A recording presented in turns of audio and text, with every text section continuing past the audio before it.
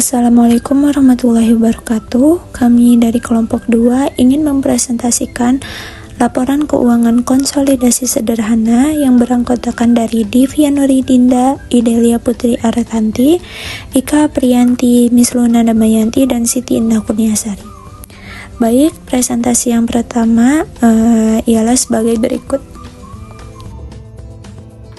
Transaksi-transaksi yang terjadi di antara induk dan anak perusahaan dalam laporan keuangan konsolidasi itu dianggap tidak ada dan harus dieliminasi, termasuk penjualan dan pembelian yang dapat menimbulkan akun resiprokal seperti piutang dan hutang. Selanjutnya ada pinjaman yang dapat menimbulkan notes receivable dan notes payable, dan yang terakhir laba rugi yang belum terrealisasikan.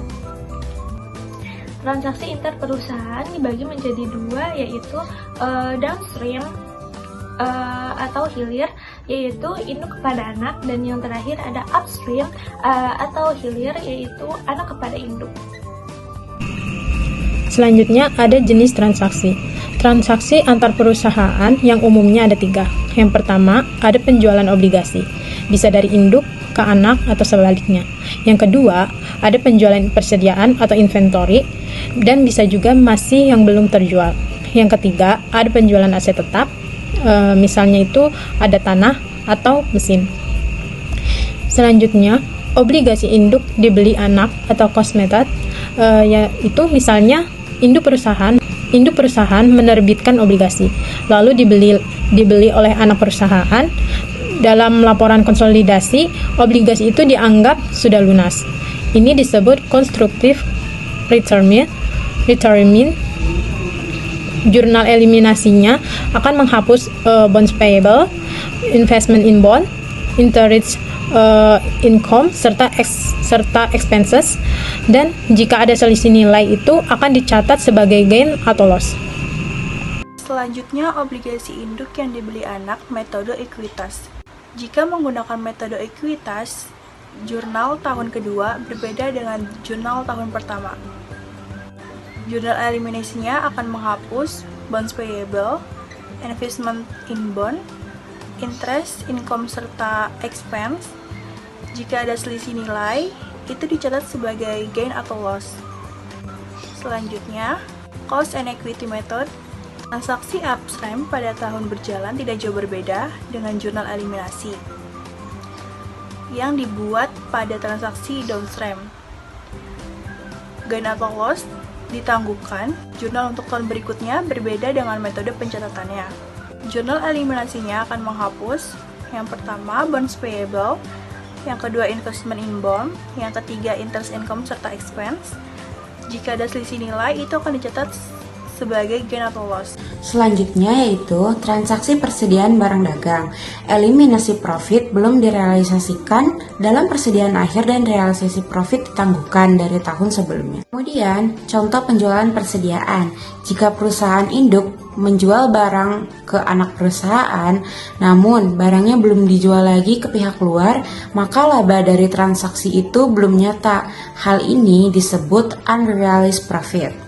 Maka jurnal eliminasinya menghapus penjualan dan HPP atau harga pokok penjualan, dan jika barang masih ada, nilai inventory harus dikurangi. Pada bagian ini kita akan membahas bagaimana perlakuan terhadap transaksi aset tetap dalam konsolidasian.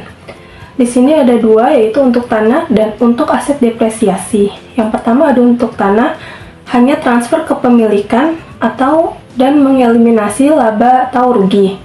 Yang kedua ini ada untuk aset depresiasi, laba direalisasikan bertahap melalui penggunaan atau penjualan. Jadi, jika aset yang ditransaksikan berupa tanah, maka hanya terjadi pemindahan kepemilikan dalam grup usaha. Oleh karena itu, laba atau rugi dari penjualan tersebut harus dieliminasi karena tidak mencerminkan transaksi eksternal. Sedangkan jika aset yang dijual adalah aset yang dapat disusutkan seperti mesin atau kendaraan, maka laba yang dihasilkan akan direalisasikan secara bertahap melalui penyusutan selama masa manfaat aset tersebut. Ini penting agar laporan keuangan tidak menunjukkan pendapatan yang belum benar-benar diperoleh oleh grup secara keseluruhan. Slide selanjutnya di sini ada contoh penjualan aset tetap. Jika perusahaan induk menjual mesin ke anak perusahaan dan dapat untung, untungnya belum boleh dicatat. Karena dari sudut pandang grup usaha, itu hanya pindah tangan. Jurnalnya menghapus yang pertama itu ada gain on sale, yang kedua ada nilai mesin dikembalikan ke book value. Jika mesin dipakai bertahun-tahun, eliminasi jurnal ini dilakukan tiap tahun sampai mesin itu habis masa gunanya. Dalam contoh ini, jika induk perusahaan menjual mesin kepada anak perusahaannya dan memperoleh keuntungan, maka keuntungan itu belum boleh diakui secara konsolidasi, karena dari sudut pandang grup, mesin tersebut masih berada dalam lingkungan internal dan belum menghasilkan laba nyata. Maka jurnalnya harus menghapus gain on sale dan mengembalikan nilai mesin ke nilai buku awalnya. Jika mesin itu digunakan selama beberapa tahun, maka proses eliminasi jurnal ini harus dilakukan setiap tahun sampai mesin tersebut selesai disusutkan. Slide selanjutnya di sini kesimpulan. Laporan akuntansi konsolidasian bertujuan menyajikan informasi keuangan yang mencerminkan posisi dan kinerja entitas induk dan anak sebagai suatu kesatuan ekonomi. Dalam proses konsolidasi, transaksi antar perusahaan seperti penjualan barang, penyediaan jasa, pinjaman, dan transfer aset harus dieliminasi agar tidak terjadi penggandaan pendapatan atau aset yang tidak mencerminkan realitas ekonomi secara keseluruhan.